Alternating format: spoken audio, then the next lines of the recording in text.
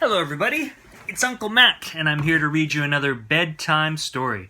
And today's bedtime story is The Berenstain Bears and the Golden Rule created by Stan and Jan Berenstain with Mike Berenstain. Yeah. It was copyright in 2008. The Berenstain Bears and the Golden Rule. Do to others what you would have them do to you. Do to others what you would have them do to you. And that's actually found in the Bible in Matthew 7, verse 12.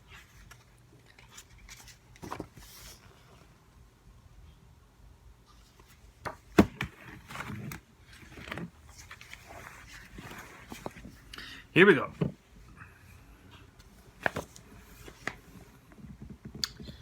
When Sister Bear received a beautiful golden locket for her birthday, she was surprised and pleased. It was shaped like a heart, and it had her name on it. "Happy birthday, dear," said Mama and Papa Bear, giving her a big hug. Sister tried the locket on and looked at herself in the mirror. "I love it," she said. "I'm going to wear it all the time." "It opens up," said Papa. "Look." He showed her the little golden clasp that you press to pop the locket open. "Neat," said Sister.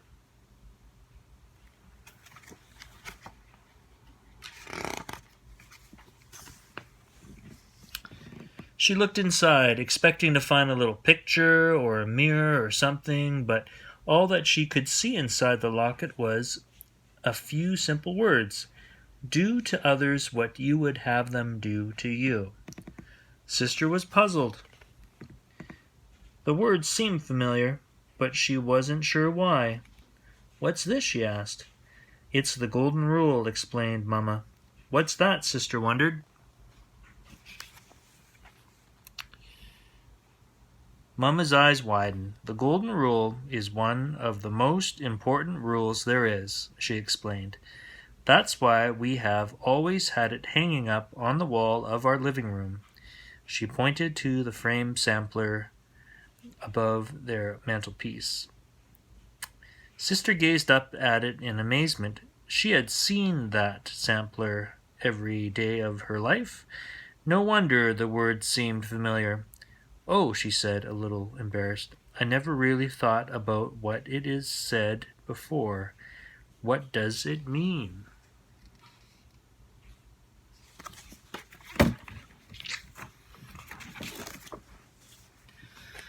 The Golden Rule, Papa explained, tells you to treat other people the way you want to be treated yourself. Why is it inside my locket? She wondered. "It's a golden rule inside a golden locket for a little golden princess," said Papa, giving her a big kiss. "It's called the Golden Rule," explained Mama patiently, "because it's precious, just like gold. But it's not about the gold you wear around your neck or on your finger." She held out her wedding ring. "It's about the golden treasure we keep inside our own hearts. The heart shape of the locket is meant to remind you of that." Sister thought it over. She didn't really get it, but that was okay. She loved the new locket anyway.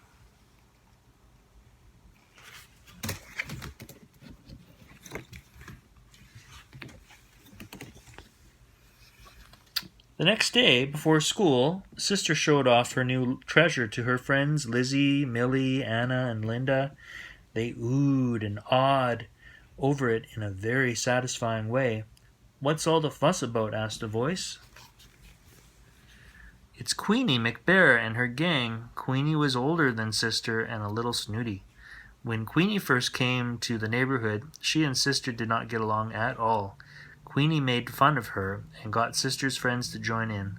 That was Sister's first experience with an in-crowd, a group that makes itself feel big by making others feel small.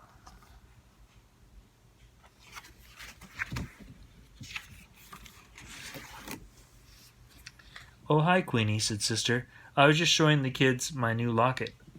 Over the years, Sister learned to get along with Queenie, but they never were the best of friends. Let's see, said Queenie.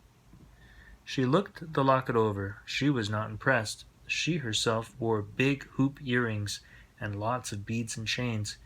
Cute was all she said as she walked away with her friends.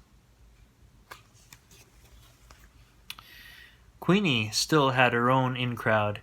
They were a group of the older girls who liked hanging out together and acting cool. Mostly they spent their time painting their nails and giggling about boys. That was okay with Sister. She had her own group of friends to hang out with, but it never occurred to her that this might be any kind of problem until the new girl came to school.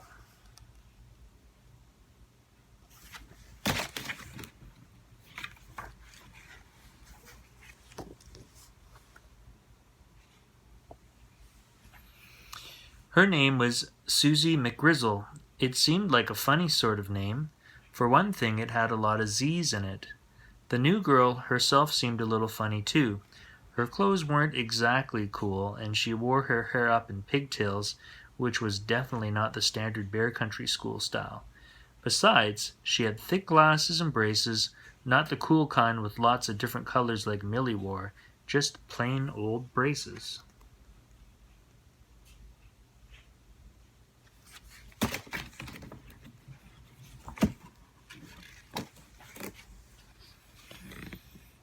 On her first day, of course, the new girl didn't know anyone at all. At recess, Sister noticed her standing off by herself in a corner of the playground.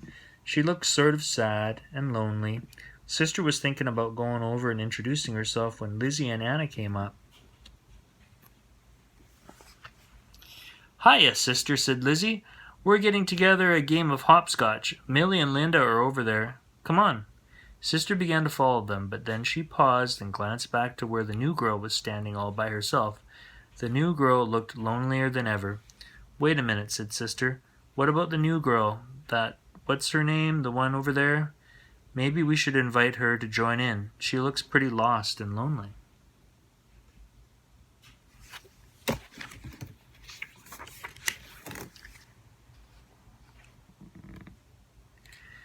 The other girls were surprised. "Susie Woozy Face?" said Lizzie doubtfully.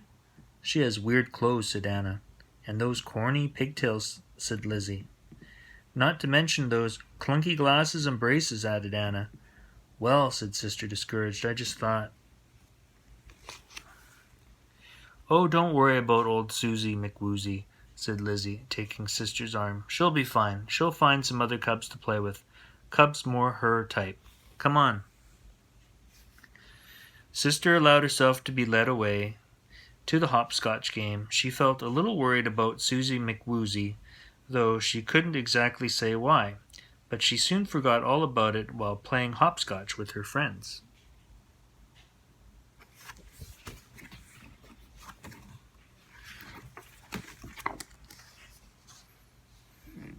Later, when school let out, Sister got in line for her school bus. She noticed that the new girl was standing right in front of her.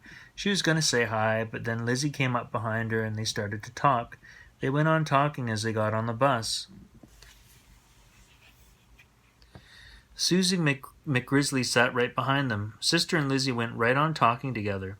Sister played with her new locket as she talked, twirling it around and around in the air. When the bus came to her stop, Sister gathered up her things to get off, but she felt a soft tug on her arm. It was Susie McGrizzle. She was holding something out to Sister.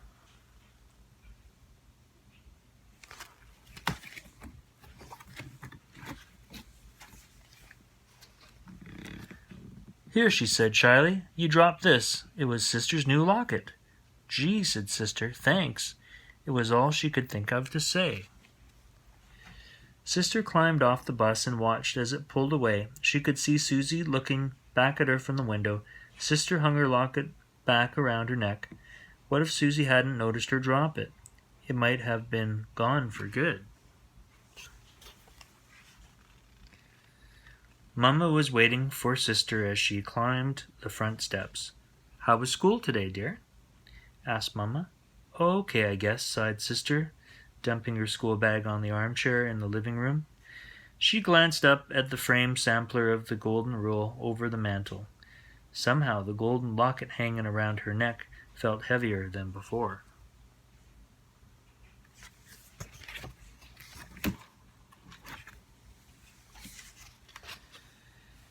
That evening, at dinner, Sister was unusually thoughtful. She picked up her lima beans and stared off into space. "A penny for your thoughts," said Papa as he fed Honey Bear. "Huh?" said Sister, looking up. "Oh, I was just thinking about that golden rule inside my locket," she explained. "I don't really get it. What's it supposed to mean?" "Well," began Mama, "let me give you an example. Do you remember the trouble you had when Queenie first moved to town?" Sister perked up and paid attention. She remembered it all too well. "Do you remember how Queenie started an in-crowd but kept you out and made fun of you and your clothes and hair bow?" Mama asked. "Do you remember how badly you felt?" Boy, did she ever. Boy, did she ever. Sister started to feel hurt just thinking about it. Her lower lip began to quiver, and a tear came to her eye. "All the golden rule is saying," Papa continued, "is that you shouldn't turn around and do that same sort of thing to someone else." He paused to scrape some mashed potatoes off of Honey's chin.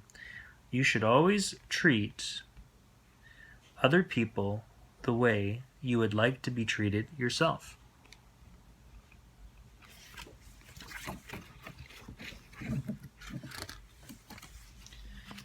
"But I would never do anything like that," said Sister. "Besides, I don't have an in-crowd." "Oh no?" said Brother, who had been taking all this in. "What about Lizzie and Anna and Millie and Linda? You play with them all the time, but I never see you asking anyone else to join in." "That's different," protested Sister angrily. "I'm just playing with my friends. We're not trying to keep anybody out."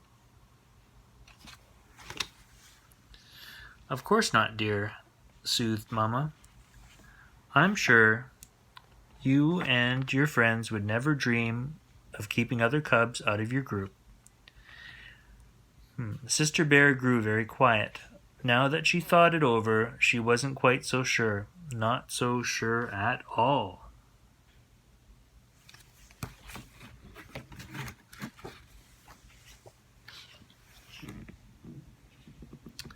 The next day at recess, as soon as Sister came outside, she looked around the playground for Susie McGrizzle. She soon spotted her sitting off by herself under the big oak tree at the edge of the schoolyard and reading a book.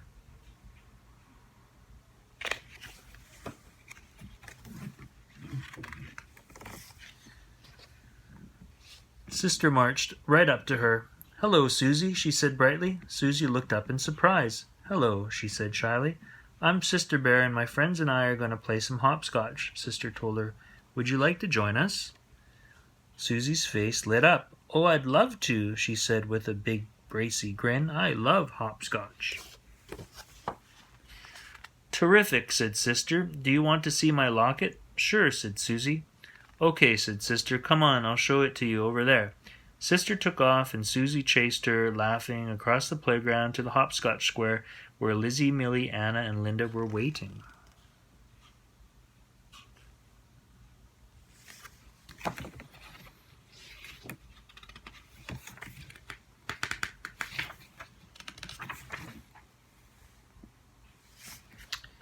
Sister's locket gleamed in the sun as she ran.